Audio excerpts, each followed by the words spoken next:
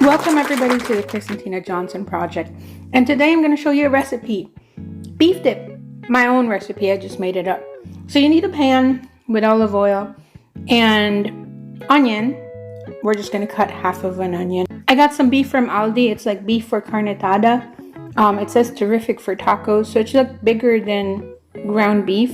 And since I didn't have like garlic, I used garlic salt, so that worked as well.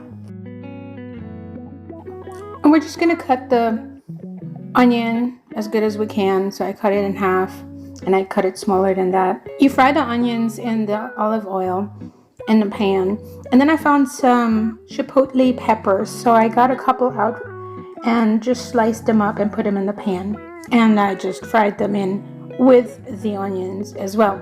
After that, I found some fire roasted diced tomatoes, and then I put in the beef. As you can see, I found some chili seasoning mix for more flavor, and I put in the whole pack, and then I cook that in with the beef and all the other ingredients. Then you just let it simmer, and you can put like a cover on it, pot cover lid. And then I put in some sharp cheddar cheese. You can buy that already like shredded in little bags. I think it was like a cup or two that was in there. I just found it in the fridge. And so you just mix that in well so that the flavor just mixes in with the beef.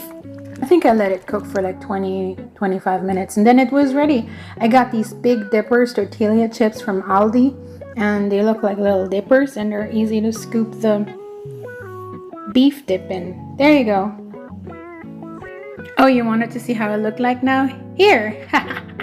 And I'm eating it, and it's pretty good. Yum, yum, yum, yum. Oh, you want to see me without a filter? I don't know. Let's see. All in all, the beef dip was pretty good. Yeah, that's me. Not too bad for a 48-year-old, huh? So here you see me scooping up the beef dip, and